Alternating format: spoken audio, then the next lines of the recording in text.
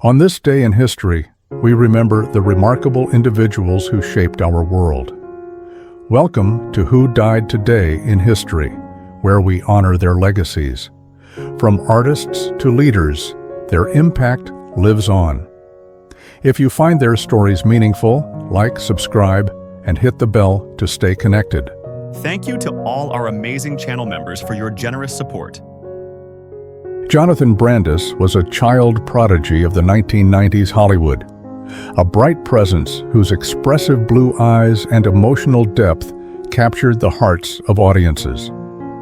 Born in 1976, he began modeling at age 2 and rose to fame through roles in It, 1990, and the television series SeaQuest DSV. Yet behind the veneer of youthful success lay the growing pains of a performer trying to transition from teenage stardom to adult artistry, a challenge many in his generation faced. Amid the rapidly changing entertainment landscape, Brandis died on November 12, 2003, at just 27 years old in what was later ruled a suicide by hanging. Friends described him as deeply disheartened by the direction of his career. Hollywood, which once celebrated him as a rising star, seemed to have moved on. The early 2000s were a time of shifting media tastes. Teen idols of the 1990s were being replaced by a new wave of actors molded by blockbuster franchises and reality television. For a performer who had built his career on talent and emotional nuance, this transition left him adrift. His death revealed not only a personal tragedy, but also the broader cost of fame in an era that often discarded young stars once their novelty faded. The immediate aftermath of Brandis's passing was marked by quiet mourning rather than sensationalism. Fans created online memorials, sharing heartfelt messages and clips from his performances. His death also prompted conversations about mental health in Hollywood, particularly among young actors who struggled with the pressures of early fame. While he did not live to see a renaissance of appreciation for his work, Brandis's legacy endured in a subtler way. His roles continue to be rediscovered by new generations, who find in his performances an authenticity that transcends time. His passing underscores humanity's fragile relationship with fame and mortality. Brandis's life reflected how society often glorifies youthful brilliance while neglecting the emotional toll it exacts. Yet through remembrance, art transforms loss into endurance. Each time audiences revisit It or SeaQuest DSV, they participate in a quiet act of commemoration, an affirmation that his work, and by extension his spirit, remains alive in collective memory. In the end, Jonathan Brandis's story reminds us that even the brightest lights can burn too briefly, but through empathy and remembrance, we can ensure that they never truly fade. Stan Lee was a storyteller who reshaped modern mythology, giving the world heroes with flaws, humor, and humanity. Born Stanley Martin Lieber in 1922, he became the creative force behind Marvel Comics, co-creating characters like Spider-Man, Iron Man, the X-Men, and countless others who came to define the cultural imagination of the 20th century. His influence extended far beyond the comic book pages. He helped bridge the gap between pulp entertainment and high art, turning superhero stories into mirrors of society's deepest struggles and aspirations. Lee passed away on November 12, 2018, at the age of 95 from heart and respiratory failure, complications often associated with old age. His final years were marked by both triumph and turbulence. As he witnessed the Marvel Universe conquer global cinema, he also endured personal losses, including the death of his wife Joan and public legal disputes over the control of his legacy. His death reflected not just the natural conclusion of a long creative life, but also the complexities of aging within a corporate-driven entertainment world he helped to build. For a man who gave the world the phrase, "With great power comes great responsibility," his final years seemed a poignant echo of that sentiment, illustrating how even icons face vulnerability, exploitation, and mortality. The immediate aftermath of Lee's passing was a global outpouring of grief and gratitude. Fans across the world, from Los Angeles to Tokyo, held vigils, and countless tributes flooded social media. Studios dimmed lights, comic shops held memorials, and actors who brought his creations to life spoke of him as a mentor and visionary. His death did not end his presence. It amplified it. Every cameo, every comic panel, and every cinematic universe expansion became part of his growing legend. Stan Lee's legacy reveals the enduring human desire to believe in heroes and the power of storytelling to make sense of our collective fears and hopes. Through art and film, he is immortalized, not as an untouchable god, but as the imaginative mind who showed that heroes can be ordinary people striving to do good. His creations remind us that mortality may claim the body, but imagination transcends it. In the ink of his words and the worlds he built, Stan Lee achieved the rarest form of immortality, becoming a timeless figure in humanity's ongoing story of power, morality, and the eternal fight for hope. Deborah Raffin was an actress and audiobook pioneer whose career bridged the worlds of Hollywood glamour and the emerging media of spoken word entertainment. Born in Los Angeles in 1953, she was part of a generation of performers navigating the rapidly changing entertainment industry of the late 20th century, where the boundaries between film, television, and new digital platforms were beginning to blur. Raffin's grace, intelligence, and entrepreneurial spirit made her a distinctive figure both on screen and behind the scenes. She passed away on November 21, 2012, at the age of 59, after a quiet but courageous battle with leukemia. Her death was natural yet deeply premature, cutting short a life characterized by creativity and innovation. Raffin's illness and passing reflected not only the human fragility beneath the public image of celebrity, but also the growing awareness of health crises that transcended fame and wealth.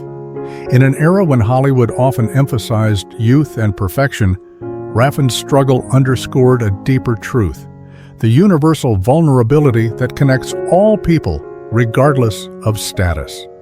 In the immediate aftermath of her death, tributes from colleagues and fans emphasized her warmth, intellect, and pioneering role in the audiobook industry. Alongside her husband, Michael Viner, Raffin helped popularize spoken word recordings at a time when they were far from mainstream. Their company, Dove Audio, gave voice to literary works and personal memoirs, bringing storytelling into homes, cars, and daily routines across America. This contribution not only expanded access to literature, but also anticipated the modern audiobook and podcast revolution, a cultural shift that continues to define how people consume stories today. Raffin's passing may not have caused the kind of global shock associated with cinematic legends, yet it amplified her legacy as a woman ahead of her time. Her career reflected both the challenges and the possibilities for women in the entertainment industry. She moved from acting in films like Touched by Love and Once Is Not Enough to becoming a successful producer and entrepreneur, proving that reinvention was itself a form of resilience. In remembering Deborah Raffin, we are reminded that immortality in art does not always come through fame alone, but through innovation and influence. Her life and death illuminate humanity's enduring effort to preserve stories and voices beyond mortality. In every recorded word and performance, she left an echo, a reminder that memory, when preserved through art, can outlast even the limits of time. William Holden was one of Hollywood's most compelling actors, a star whose charm and intensity made him a defining figure of mid-20th century cinema. Known for films such as Sunset Boulevard, Stalag 17, and The Bridge on the River Kwai, Holden embodied the complexities of the post-war American man, charismatic, ambitious, yet deeply conflicted beneath the surface. His performances often reflected the contradictions of an era marked by both prosperity and existential uncertainty, mirroring his own turbulent personal life. In November 1981, Holden's life came to a tragic and unexpected end. At the age of 63, he suffered a fatal head injury after slipping and falling in his apartment in Santa Monica, California. Reports suggested that he had been drinking alone at the time, a detail that cast a somber shadow over his final years. The death was ruled accidental, yet it carried symbolic weight, a quiet, solitary demise for a man who had once commanded the world's attention. His passing reflected the struggles faced by many of Hollywood's golden age icons, whose fame often masked private battles with aging, addiction, and loneliness in an industry that celebrated youth and vitality above all else. The immediate reaction to Holden's death was one of shock and sorrow throughout the film community. He had been a beloved yet enigmatic figure, admired not only for his talent but also for his authenticity. Many of his peers, including close friend Ronald Reagan, paid tribute to his enduring professionalism and humility. His loss also reignited public conversation about the hidden costs of celebrity life, a theme increasingly relevant as the entertainment world evolved into an era of relentless public scrutiny. In the years since, Holden's legend has only deepened. His work continues to resonate for its raw emotional honesty and modern sensibility, qualities that set him apart from many of his contemporaries. Films like Sunset Boulevard, where he portrayed a struggling screenwriter disillusioned by the industry that once promised him everything, seem almost prophetic in light of his own fate. William Holden's story speaks to humanity's uneasy relationship with fame and mortality. Through art and memory, we immortalize such figures not because they were flawless, but because their lives, and even their deaths, reflect our shared vulnerabilities. In every performance, Holden left behind a piece of truth, that greatness often walks hand in hand with imperfection, and that legacy, once earned, outlasts even the final curtain. Timothy West was a towering figure of British stage and screen, known for his commanding presence, rich voice, and deep commitment to his craft. Over a career spanning more than 6 decades, he became one of Britain's most respected classical actors, performing everything from Shakespeare to modern television dramas with equal mastery. His portrayals were marked by a sense of moral weight and emotional authenticity that resonated with audiences across generations. In his later years, West faced the gradual decline of age with grace and quiet dignity. Though his health began to wane, he continued to work intermittently, often alongside his wife, actress Prunella Scales. The couple became beloved not only for their acting, but for their candid portrayal of aging and love in the documentary series Great Canal Journeys. When he eventually passed away of natural causes, his death symbolized the closing of a great chapter in British theatrical tradition, one rooted in discipline, artistry, and a profound respect for language and performance. West's passing reflected an era that valued craftsmanship over celebrity. Unlike many modern actors propelled by social media visibility, his legacy was built on consistency, depth, and devotion to the theater. His generation, which included peers like Ian McKellen and Derek Jacobi, emerged during a post-war Britain that revered intellectual rigor and artistic excellence as antidotes to the chaos of the early 20th century. In that sense, West's life and death both echoed a time when art was viewed not as spectacle, but as cultural stewardship, a means of understanding the human condition. The immediate response to his passing was heartfelt remembrance from across the entertainment industry. Actors, playwrights, and fans celebrated his lifelong dedication to the stage, citing him as a model of humility and endurance. For many, his death was not just the loss of a performer, but of a link to the theatrical traditions that shaped modern British drama. In remembering Timothy West, we are reminded of the quiet heroism of those who devote their lives to art, without seeking fame. His story speaks to humanity's yearning for meaning through creation, and how we immortalize such figures not with grand monuments, but through the stories and performances that continue to live on his death, like his career, invites reflection on the power of art to transcend mortality, turning a single human life into something timeless. Lupita Tovar was a trailblazer who bridged cultures and languages during Hollywood's formative years. Born in Oaxaca, Mexico, she rose to fame in the early 1930s when sound films were transforming cinema, making her one of the first Latina actresses to achieve international recognition. Her performance in the 1931 Spanish-language version of Dracula, filmed simultaneously with the English version on the same sets at Universal Studios, remains a landmark in film history. It not only showcased her talent, but also reflected Hollywood's early attempts to reach global audiences before dubbing became standard practice. In her later years, Tovar lived a long and peaceful life, surrounded by family, eventually passing away of natural causes at the age of 106. Her longevity itself became a testament to endurance and grace.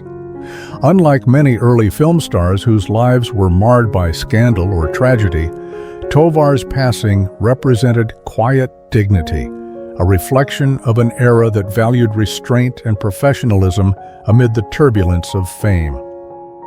Her death in 2016 marked not just the loss of a performer, but the fading of a direct connection to cinema's golden beginnings.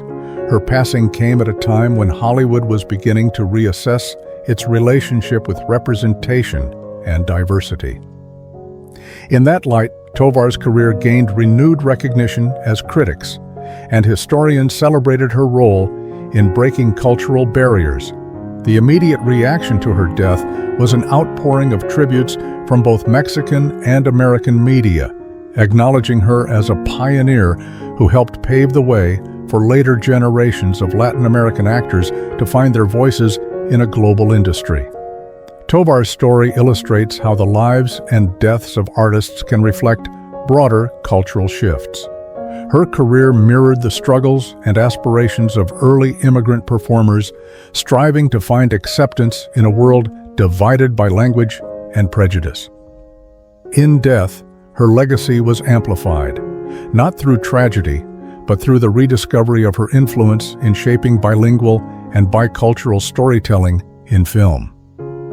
Through retrospectives, restored prints of Dracula, and tributes from film institutions, Lupita Tovar continues to live on in collective memory. Her life reminds us that mortality cannot silence those who shape art with integrity.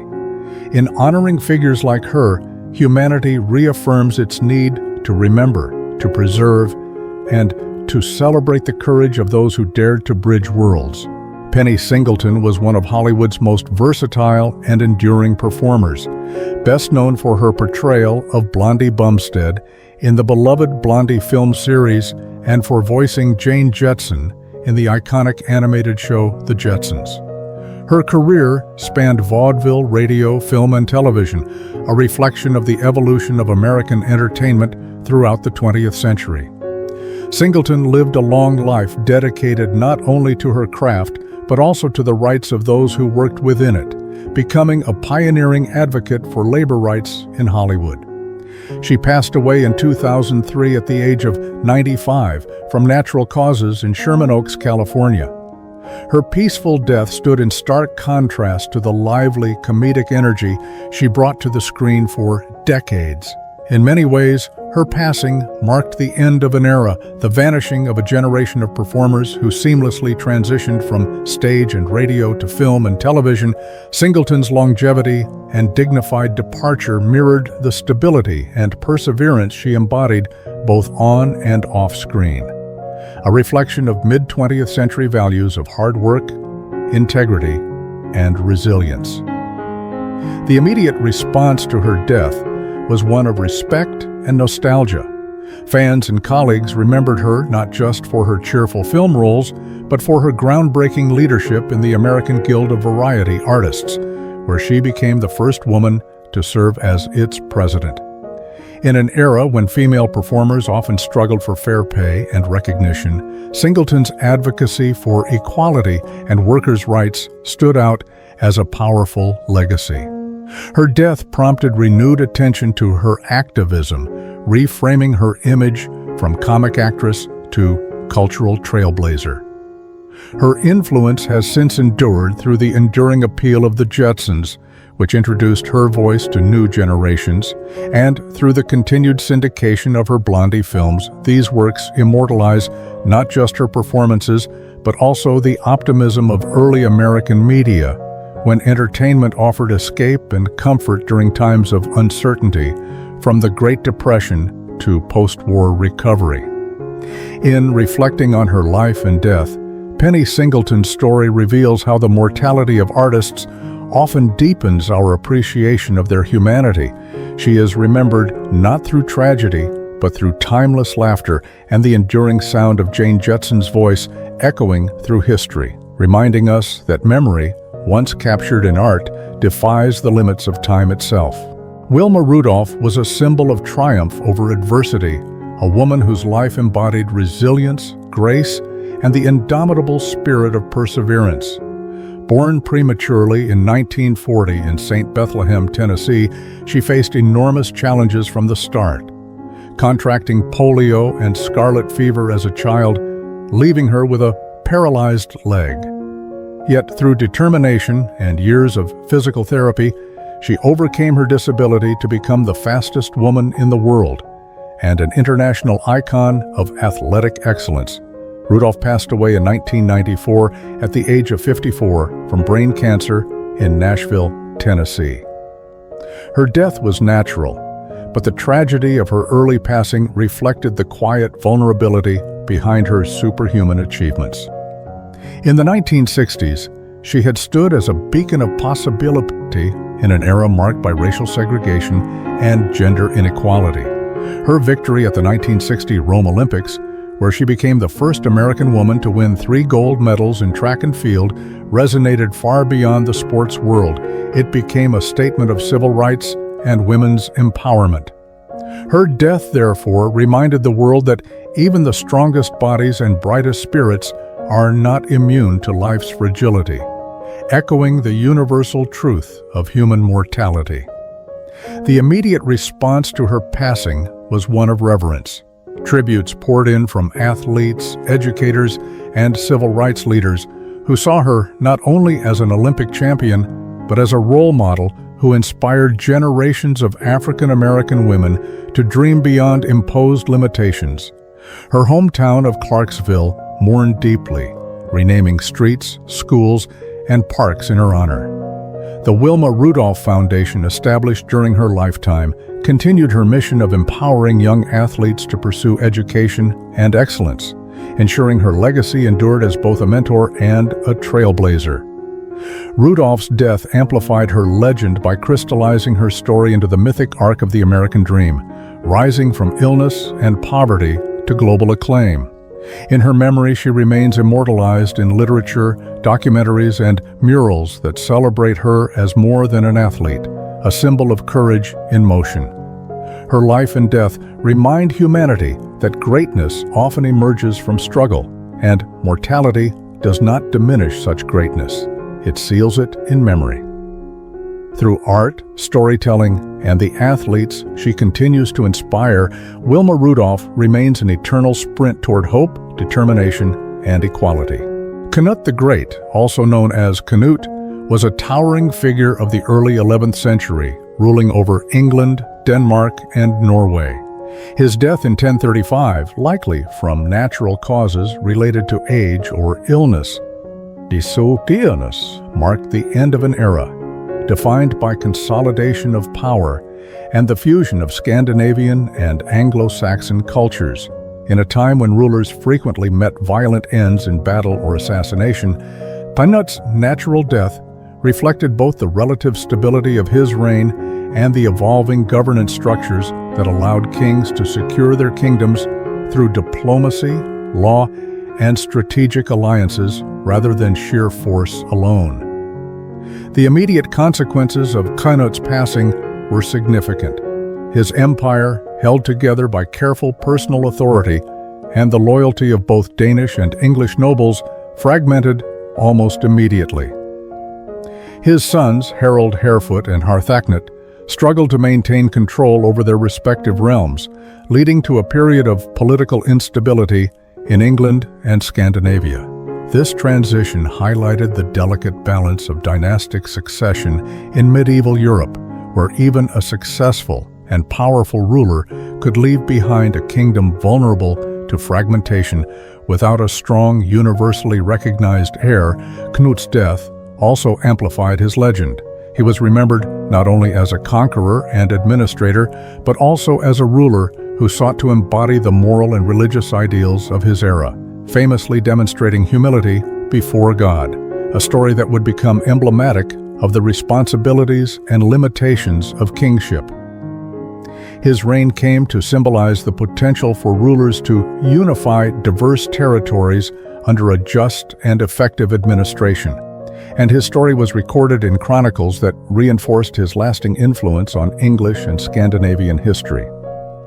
Through art, literature, and historical commemoration, Knut has been immortalized as a figure who combined martial skill with governance and piety. His life and death illuminate humanity's complex relationship with mortality and power. Even a king who seems invincible must ultimately confront the same inevitabilities as his subjects. His legacy persists in historical texts, popular stories, and scholarly works that reflect on leadership, the impermanence of authority, and the ways societies remember those who shaped their destiny. Knut the Great remains a testament to the interplay between ambition, mortality, and memory, showing how rulers are remembered not merely for their conquests, but for their impact on the fabric of history and the institutions they leave behind.